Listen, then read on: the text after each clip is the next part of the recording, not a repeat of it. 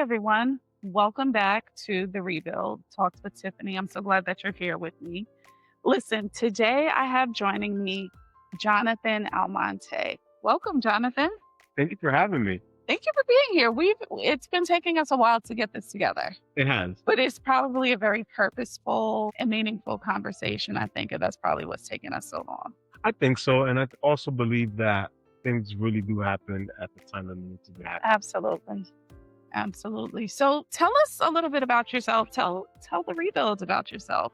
Yeah, I mean, not a lot, right? I mean, my name is Jonathan Almonte. I'm 43 years old. I am a internal or external development instructor for this company called GAF. So we're the largest manufacturer of roofing supplies, shingles. And what I normally really just do is so many things, but at the core is I kind of travel the central region, United States, and I teach contractors how to be better roofers, right? Which I think is super important because it's your roof. Absolutely. Probably like your biggest investment, I would say, It actually in is your in your home. home. Yeah. And aside from that, we also, I'm, Hispanic, so I speak Spanish, and we really have an amazing program where we really empower the Latino owner and actually get them from being not just the installer roofer, but also being owner and kind of get into that market share of ownership. So that's actually what I'm really excited about. I love that. I love that. And I think that that's a fitting, an excellent job for you. And we'll talk a little bit about that. Tell us about yourself personally. Tell us who you are personally. Who am I personally? What comes to mind? So I love to laugh, right? I Mhm. love to be in service. And then just a couple hobbies. So lately cooking and baking has been a thing, right? If you see me at home, I'm, playing some Beyonce and trying my little sourdough recipes. So that's something that's bringing me a lot of joy. Yeah, You are joy. I love it. It's something that I never thought that I was actually going to really enjoy. But there's just so much behind it, right? Kind of just cultivating it, raising it, and then using it, right? So Mhm. it's something that's living, right? I love that. I Yeah. love that And, for you. I'm an uncle. I don't have any children, but those are my children. And, I'm I think I'm an amazing son, a good friend, You're an and amazing. hopefully my fiance thinks I'm an amazing fiance, which I think he does. I think so too. You are definitely an amazing friend. That I know for sure. That I know I for try. sure. I try. So we've been friends for about 8 years. Yeah, just about. Yeah, yeah. It's been a long time. We've known each other for and a solid friendship. I think that we learned a lot about each other. Yeah. A part of your journey started when we first met. And so it's interesting to see that we're having this conversation now because so a part of why Jonathan is here is he's going to share with us a lot about his rebuild after a major weight loss. And this is a deeply, deeply personal and powerful story. I think a lot of people will be able to relate to what you're going to share. So take us back. Tell us what was the thought that made you say I need to make a change? A couple things. I don't necessarily think that there was ever one thought. I think that there was always a tug that was telling me you could do better, but it could have been just not knowing how to get there, right? So, at my highest weight, I'm 6'5". I know I'm sitting down, but I'm 6'5", 4-ish. And at my highest weight, I was 375 pounds. So, I mean, you could round that up to 400 pounds. Wow.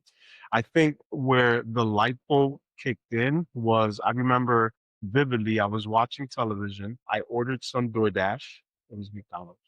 And I needed to go downstairs to get it. They weren't coming up, and I was living at the high rise at the time. Right. They weren't coming up, so I had to go downstairs. I needed to put on my shoes, which was right in front of me. And vividly, I remember this. I went to go put on my sneaker and I couldn't tie my shoe. It was a struggle to actually lift my foot up and try to actually tie my shoe. And at that I don't think moment, you've ever shared this with me. yeah, it's Yeah. something that brought maybe a little bit of shame, embarrassment, and it's something that I actually never shared with anyone. Also, I don't think I've ever asked the question like, what was the thing? Or Yeah. what was the moment? Like this is the first time that having the conversation about what was the moment. So that's like a really powerful, and I can only imagine how you must have felt. Yeah, it was the worst feeling to say, and I was by myself, right? So at that moment, I was like, I couldn't get any help. I was hungry, so I had to get food. And I said, what was to happen if I was in a situation where I actually needed to rely on throwing on my shoes, right? There's a lot of different things, fire, anything like that, right? But also, this was during the time of COVID. So I was working remotely. My fiance, my boyfriend at the time, was working in a facility where he was taking care of people with disabilities. So while he had the mask on all the time, he would run and go take a shower. But in my mind, I was like, wait, listen, I have asthma. What was to happen if I caught COVID? So I think it was just the combination of many different things Mhm. that kind of set the mindset of, wait, you can do this, right? And then I just started doing the research, and here we are. Wow. I mean, so I think it's so funny that you say you're 6'5". So honestly, Jonathan's mom says he's 6'5". The rest of us don't believe that he's 6'5". We think he's 6'4", especially his nephew. Shout out to Jace. Yeah, Jace thinks I'm six Jace, three. he thinks you're six He three. thinks I'm 6'3". He is 14 years old. Excuse me. And he is my height now, and Yeah. he's 6'4". So, well, I'm a little bit taller than him. I'm 6'5". I don't care what myself. My doctor said, Your mom says you're 6'5", only because she adores you and and that's would my probably mama. say. Right. If my mom says it, And so I bring that up because I do wonder what, because I know that you're incredibly close to your 2 brothers yes. and to your mom and dad Yeah. and your nieces and Yeah. nephews. And I do wonder, and I feel like you're particularly close to Jace, and I wonder what part they played in you thinking about this weight loss surgery. Like, were you considering, thinking about what would happen if you weren't around Yeah. or your family? Yeah, of course. I mean, it's not something that I think or even thought, a lot about. So one thing about me is that I've always had a pretty high self-esteem, and I've always thought of myself as someone that, I didn't do it because I wanted to look better or whatever the case was. I was already in a relationship, so it wasn't that, there's that motivation of you want to do it so that you could attract someone and be in a Right, relationship, right, right? And right. my boyfriend, he loved me regardless, like Yeah. he didn't care. So there was only that of, you know what, it doesn't matter because I love you. It doesn't, he never saw it.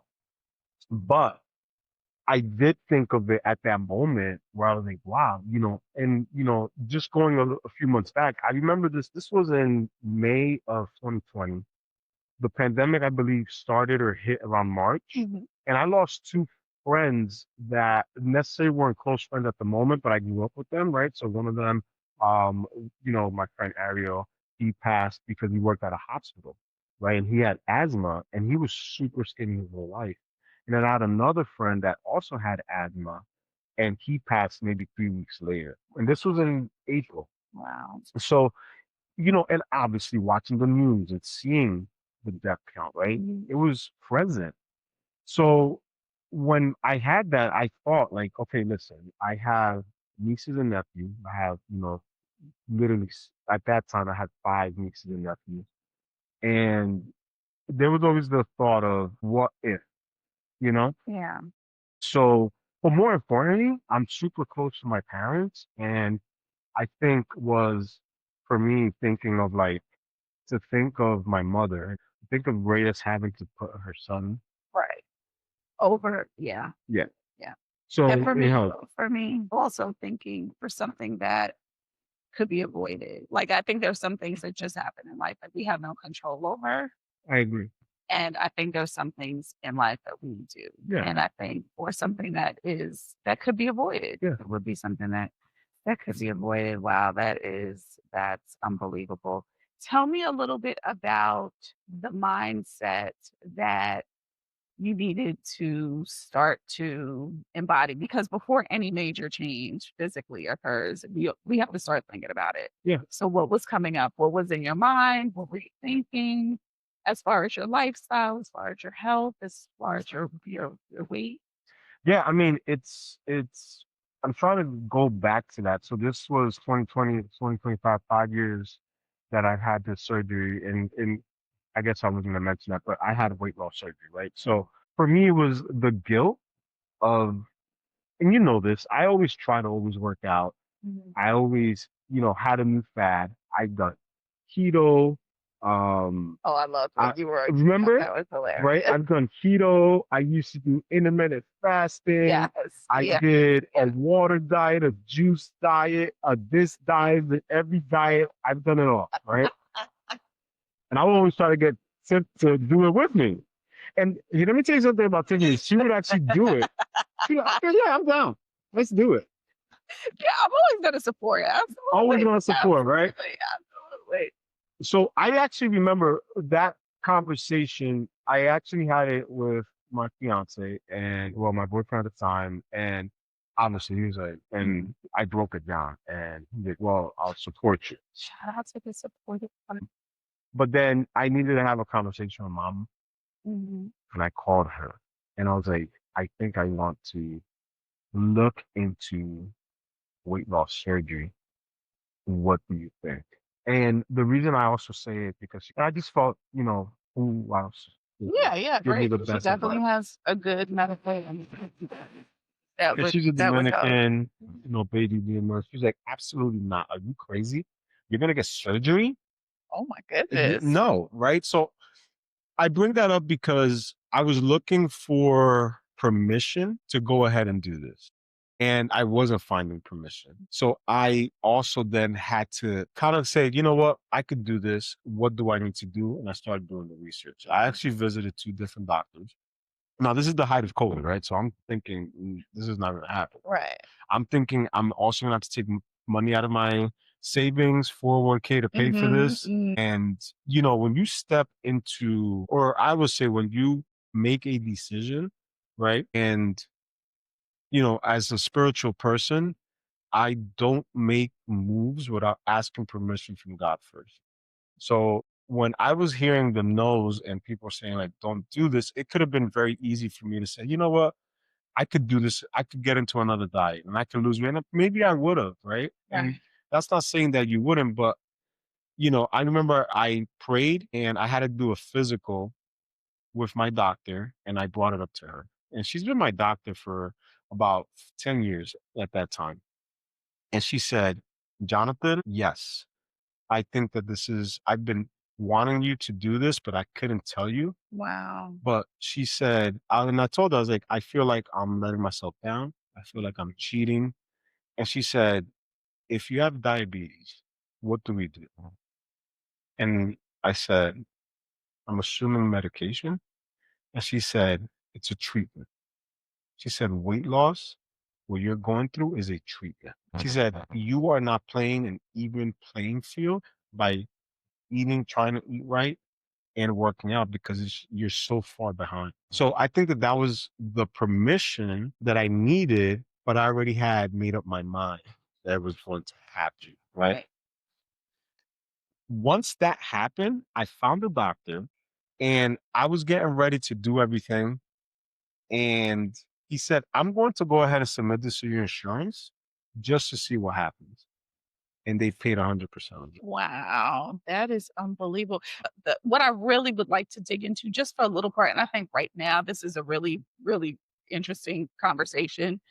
What part did food play in your childhood, your upbringing, your life, especially as a Dominican Yeah. American man? Like, tell us. Whew. I mean, food, right? Who doesn't love food? So, background, grew up in, Patterson, New Jersey. Food was everything, right? I mean, literally getting home to my mom's cooking, my grandmother's cooking, my aunt's cooking. Yeah. It was also, if I really go back to think of it, I believe that it was a sign of wealth.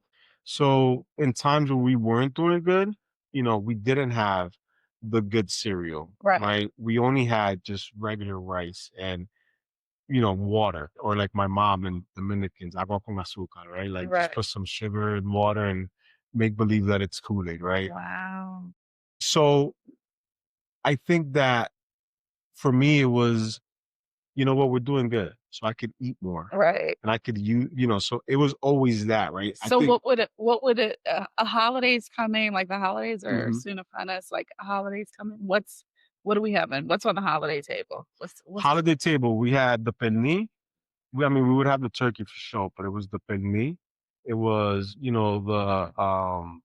the empanadas, the el moro. Mhm. It was, it was genuinely a full table of like food that we would never really eat. Something that Dominicans really, it's like a potato salad. We call it la paparrusia. So Mhm. it's like with beets and it's Oh, red. yes.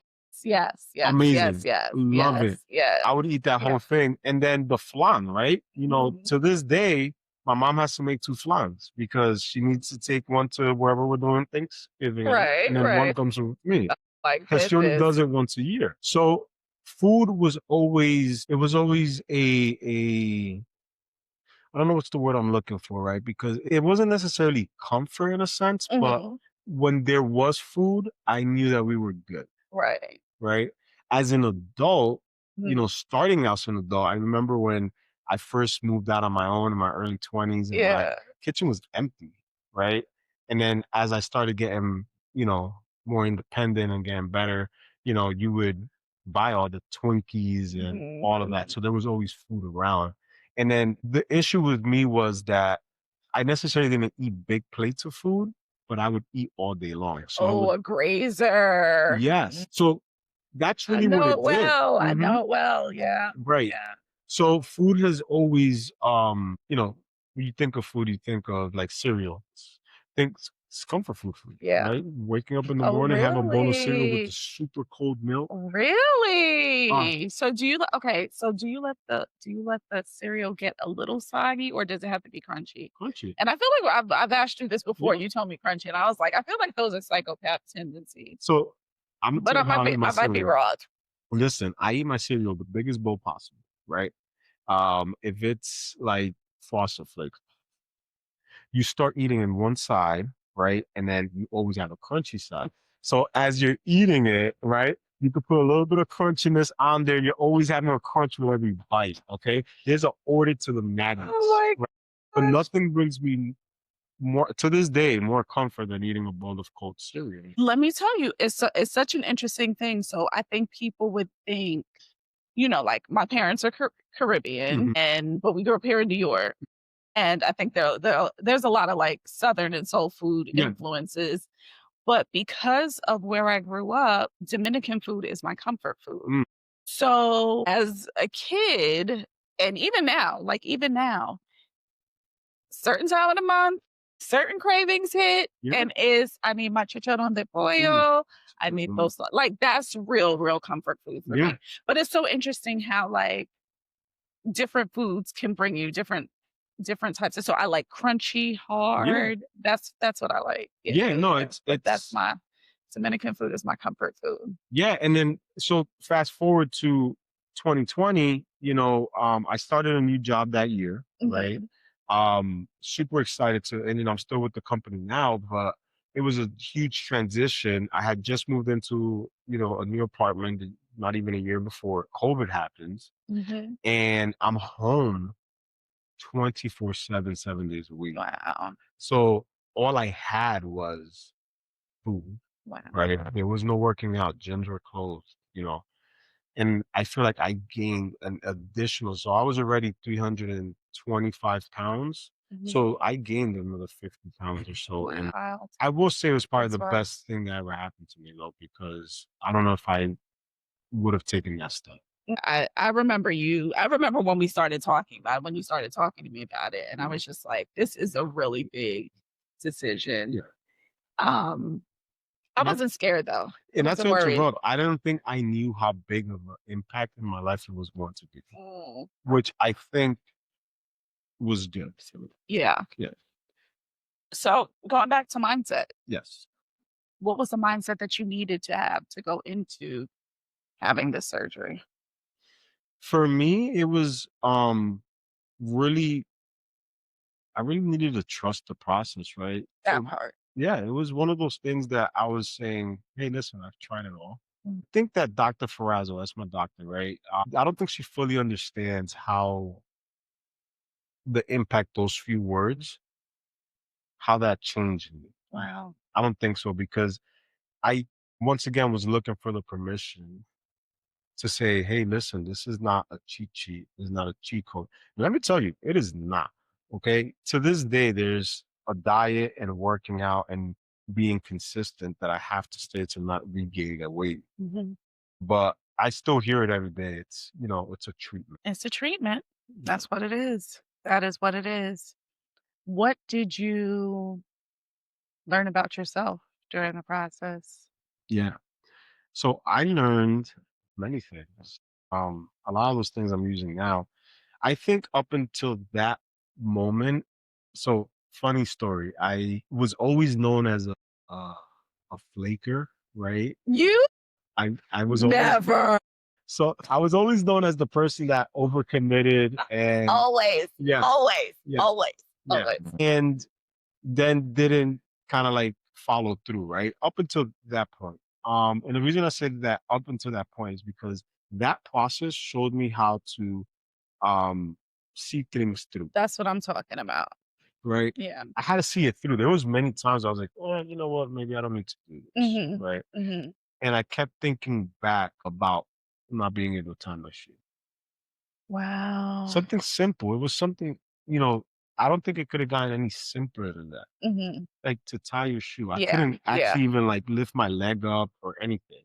That's crazy. So it helped me stick through it. So I think one of the things that I've learned is that one, I'm not a flaker, right? So I actually don't receive that, right? And I Mhm. reject that. But Now, now, you were at the moment, you were flaking before, but this is what you learned about this is what I yourself. Yeah, learned. yeah, yeah. Yeah, I saw it. I You made the learned. change and you were making adjustments. Yeah, Yeah, absolutely. yeah, 100%. And as your body was changing, your behaviors were changing to They go were. along.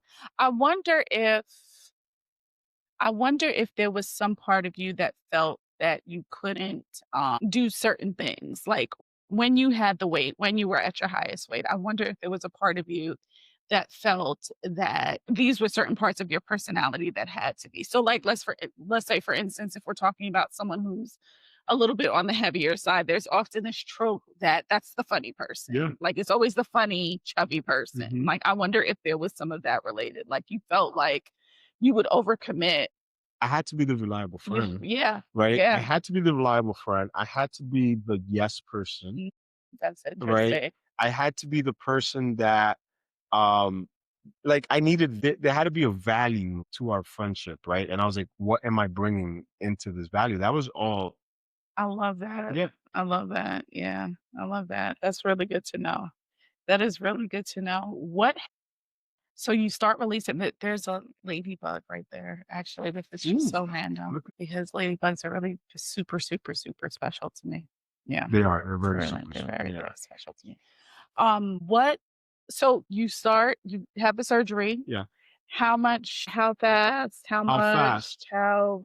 Tell me all the things. So November, I remember this clearly. It was November, the Monday I'm right before before Thanksgiving Thanksgiving. because I remember thinking, who Ooh, the hell? right. Who would do that? I Yeah. remember that. I remember that. Hilarious because Thanksgiving was my favorite holiday, right? Yeah. Food, right? The drinking, everything, right? Was the most amazing experience. And I had to miss that. I also believe that it also was, once again, I believe that, you know, things happen when they're supposed to happen. And, you know, I was supposed to have the surgery in October and then it was moved up. There was a conflict. So the doctor's like, you know what? I think we're going to move it up an extra month. Right. This is the time that I have available. Right. And if not, we're going to have to wait 6 months. Right. So I was like, it has to happen, Yeah. right? Plus the Yeah. insurance was paying it. So it had to be by there's a deadline. Yeah.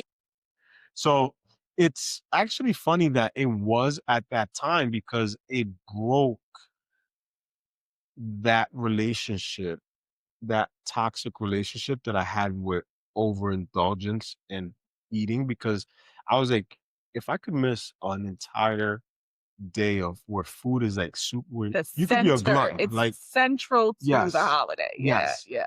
There was a switch in mindset at that point where I said, you know what, I could do anything. Which I love because I feel like so many people say, "Okay, well, I'll wait till after the Yeah, holidays. Oh, well, I don't wanna do it it during the was tempting. holidays." Or I'll wait until the New Year, or Yeah, I'll do it after right after Thanksgiving. tempting. Yeah. I was like, let me stuff Yeah, my yeah, yeah. face. Yeah, but then it becomes the next year, the same Yeah, thing happens. "Well, wait, I'll wait till my birthday." "Okay, no, no, no." "Well, right after that." "Well, yeah. right after." "Oh, no, but then it's Father's Day, and we're gonna be barbecuing." Like, we Always used something. to yeah, there's always something, and we come Yeah, up with all of these reasons to not do that. Okay. yeah. So So how how much? much did you lose? Yeah. So ultimately, I with surgery, I lost around 75 pounds Wow. within a 6 month period. And then I'm currently now 245. So whatever that is for 270. I'm not the best math. Yeah. Over 100 pounds, right? But that first month was crazy. It was drinking really just liquids for Mhm. about 3 weeks or so. And I lost about 30 pounds in a month. And then I believe in January we all got together. Yes. And by that point, I was back to at least my starting weight of like 210 or something. And I thought I was like, that's it. Whew, this is amazing. Right. And then by May, so my birthday's in May. So the goal was Well, that, not your starting weight. You were at a goal weight. well, my Reach starting weight before I gained the extra weight of COVID, right? The Mhm. extra like 50 pounds. I think I Right. was like 310 or something, 320. So by January, within a month and a half, 2 months, I was back to that. So I'm like thinking, whoa, this is amazing. Mhm. And that's who I remember being, when I walked in the mirror, in front of the mirror, Yeah. that's the person that I remember seeing, not this extra 50-pound uh self, right? By the time May came in, I remember I was around my birthday. I went to Florida. I felt like literally the confidence just boosted up. And by that time, I was already working out. Okay. So it allowed me to get committed to something, right? Get committed to working out. I would always work out, but it would be, we're all there, right? We'll do treadmill for a little bit, 15 minutes. Oh, I don't feel like going to the gym. Right. Oh, you know what? I'll go tomorrow. Excuse me. So, Say, "I'll go tomorrow," part again. We're gonna cut that. yeah. So, it always was, I'll go tomorrow. I went to by that time I was going to the gym already. So it showed me how to be committed to something, right? Because obviously I wanted to just use it like I want to lose as much weight as possible. How am I Right. going to do this? Right. I don't have to worry about the food part anymore, Yeah. right? That's my body's taking care of that. Let me work out. So how did this impact your relationships? I Because now your relationship with yourself is different. So now Yeah. you see that you're able to rebuild your life. You see hmm that you're able to stay committed, be like really focused and committed to something. How does this change your personal relationships? It's the first thing that pops into mind, right? Is obviously, I want to say it impacted it in a wonderful way, right? Not for all relationships. So once I started really getting a sense of self. Mhm. And I think that at least when we first met in 2017-ish, around that time, Mhm. there was always an identity of like, who am I? What am I here for? Like, where do I fit in? And I think that once I started regaining that confidence, I started doing a lot of that searching, right? Within that searching, I was able to renegotiate with myself who I am, Right. right? And get committed to who I am, right? And I realized that just by doing that, the f- my true relationship, true friendships got stronger because I mean the only way I can interpret it is I was doing the same with them, right? So, but then there were other relationships that are no longer relationships, and that is okay. Yeah. Yeah. I think a lot of people don't realize the what comes along with making a major lifestyle change or when something major in your life occurs. there are so many things that come along with it. I mean, there are great things, of course, that I'm sure happen, like gaining confidence Hmm. and strengthening certain Yeah. relationships, definitely under the understanding yourself more professionally, Hmm. um, and just, emotionally. I'm sure lots of that changed, but I think there are also, because of the process, because you needed to set boundaries and be committed and be focused, how we do one thing is how we do everything. And once you Yes. brought that to your physical body, deciding that these were the stops you were Yeah. putting into place, these are the boundaries that you're setting up. Yeah. You also did that with your friends or family or whoever, and some people are Professional gonna, yeah, relationships, and even with myself, right? you know I wasn't just a flaker to everyone else. I would flake on myself, absolutely, absolutely. right? So I didn't trust myself. I've gotten to the point where I trust myself so much that if for some reason I can't get to, we're using workout right now, and that's what we're talking about. Let's talk about workout. For some reason I can't work out today, even though I committed to it. I know 100%, and I believe and trust myself that tomorrow I'm gonna get that workout. Where can everyone find you? Where can we find you, on social or wherever? So I'm TikTok. I live on TikTok, but I don't post anything. But Instagram is really the only place that you could go ahead and find me. It's J. Monty. Okay, everyone go check out J. Monty or Jonathan. Yeah. I'm Or so glad that we had this time to talk, and, I think that I definitely learned things that I didn't know, and I'm sure that your message of just resilience and confidence and your mental mindset shift will inspire people.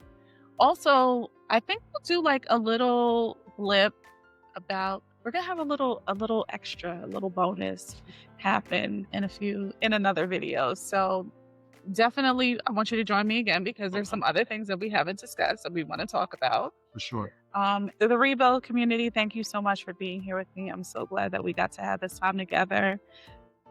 Comment, subscribe, share, like, do all the things. Tell someone that you know who needs to or who would love to maybe consider doing something like changing their life around their weight and their health and their fitness. And I'm so glad that we got a chance to talk. See you all next time. Bye.